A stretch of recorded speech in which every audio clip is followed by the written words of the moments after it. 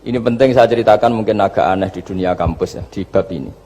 Kalau dalam teori kita, Pak On itu, mimpi sama nyata, melihat itu otoritatif mimpi. Ini yang agak aneh di ilmu pesantren. Jadi melihat jenengan langsung dengan mimpi itu otoritatif mimpi. Karena mimpi, ru'yal mukmin dijamin oleh Rasulullah sama dengan 46 juz'un minan nubuwah. Jadi persennya itu besar sekali, 46% dari juz'un minan nubuwah, otoritatifnya. Nah tentu tidur yang benar. Logikanya gini, kata-kata kitab-kitab menjelaskan. Orang kalau melihat langsung itu pasti terpengaruhi oleh cinta atau tidak cinta, senang atau tidak senang, sedang butuh apa tidak. Jadi kalau saya sedang butuh dengan Pak Rektor itu melihatnya dengan penuh harapan. Jadi kalau saya sakit mau mati itu senang lihat dokter karena ini harapan, Rektor nggak ngefek gitu kan gitu. Tapi kalau saya politikus ngelihat ketua partai itu lebih respect ketimbang melihat dokter. Jadi gara-gara banyak kepentingan ini melihat itu nggak pernah jujur gitu. Nggak pernah jujur. Jadi kebodohan manusia justru karena melihat itu kalau dalam teori kita. Makanya kalau dalam teori pesantren itu kebalik, anna sunyamun wa idza matu intabahu. Manusia itu hakikatnya tidur, baru setelah mati bangun. Misalnya kita di dunia nganggap uang itu penting, harta itu penting, jabatan penting. Setelah kita mati ternyata yang paling penting itu hanya sujud. Karena kamu itu kenangan ketemu Allah terbaik itu sujud. Yang kita anggap penting di dunia semuanya tidak penting. Yang kita anggap sepele kayak sholat ternyata itu super penting. Tapi sadar itu nunggu nanti di akhirat. Ya, saya ini termasuk syukur yang sadar sebelum sampai akhirat. Jadi termasuk orang yang beruntung lah gitu. Nah, kenapa mimpi itu begitu penting? Karena tadi ketika orang tidur itu off semua, sistem sarafnya, sistem apanya. Yang ada hanya pengendalian Tuhan. Karena dia tidak bisa mengendalikan dirinya sendiri. Apalagi kalau tidurnya benar ya tentu pakai wudhu, terus pakai doa-doa, terus menghadap kayak mayit itulah, standar mayit itu menghadap ke kiblat kayak posisi mayit itu. Sehingga dia ada intervensi pada dirinya sendiri, ya tidak punya keinginan dari dirinya sendiri. Kamu kan nggak bisa ingin wah tidur ingin ketemu wanita cantik kan tidak bisa nentukan gitu. Akhirnya ya benar-benar hanya milik Allah. Apalagi kalau kita bacanya benar, terus pikirannya benar. Makanya uniknya dalam Islam adalah doa mau tidur dengan wiridan setelah sholat itu ajarannya Nabi banyak mau tidur. Wiridan subhanallah 33, alhamdulillah 33, Akbar 33 dan disempurnakan seterusnya itu ijazah Nabi kepada Sayyidah Fatimah itu untuk mau apa? Tidur. Bismika wada'tu jambi wa bismika arfa'u, sampai doanya panjang. Allahumma aljatu zuhri ilaika, panjang sekali doa mau tidur. Saya yakin jenengan ndak hafal dan ndak. Paling ya bismika wada'tu jambi apa? Bismika Allahumma ahyawamu. Itu sebagian ustaz bilang itu doa ngaji katanya. Gitu. Ada seorang ustaz saking mangkelnya, ibu sudah baca doa ngaji belum? Tak juara bismika Allahumma ahya bismika wa amut. Wah itu kan doa mau tidur Pak Ustaz. Iya biasanya kalau ngaji tidur. Jadi doa itu kalau itu doa mau.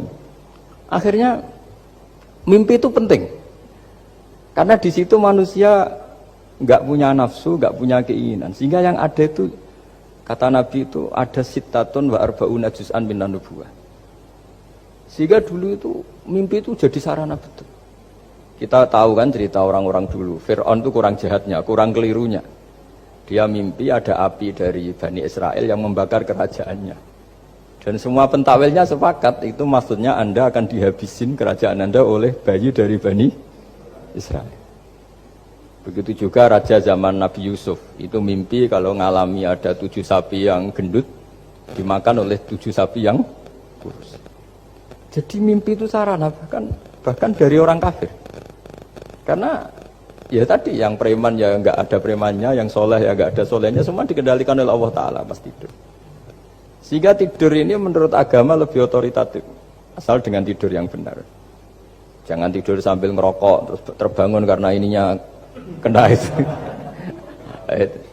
Nah, cerita-cerita unik begini kalau tidak orang pesantren itu tidak tahu. Karena ini memang khas pembalikan satu fakta yang diyakini orang banyak. Sehingga ulama dulu itu cerita, ini saya teruskan. Imam Amudi itu akhirnya murid-muridnya mimpi. Mimpi di situ tanya, Pak Ustadz, Anda masuk surga enggak ketika hidupnya hanya nerangkan matematika? Oh iya, saya bahkan enggak sekedar di surga. malaikat dikumpulin Allah untuk mendengarkan presentasi saya ngajar matematika. Jadi kata dia cerita, Allah bilang gini ke malaikat, hei para malaikatku, kenapa kamu iman sama saya? Ya karena saya melihat engkau ya Allah, melihat kekuasaan engkau. Tapi imannya orang ini itu melebihi iman kamu. Wah ya tidak bisa saya melihat engkau langsung, ini tidak melihat engkau langsung. Kenapa begitu yakin seperti yakin kita? Oh iya. Terus Mama Mudi, silahkan ajari matematika. Mama Mudi mulai ngajari matematika. Terus beliau ngajari ya sederhana. Angka 2, 3 sampai ribuan sampai jutaan itu bin nisbat ilal wahid nisbatun wahidah, yaitu nisbatul far'i ilal asli. Hanya ngajar itu dok. Dunia ini apapun banyaknya variannya, apapun banyak makhluknya, itu semuanya adalah nisbatul far'i ilal asli. Angka 2 ya cabangnya 1, 1 juta ya cabangnya 1, semua itu dimulai dari 1. Jadi di mana-mana hitungan itu dimulai dari 1. Dan 1 ini harus ada, yaitu Tuhan. Matematika akhirnya malaikat, wah keren juga maksudnya. Keren juga maksudnya.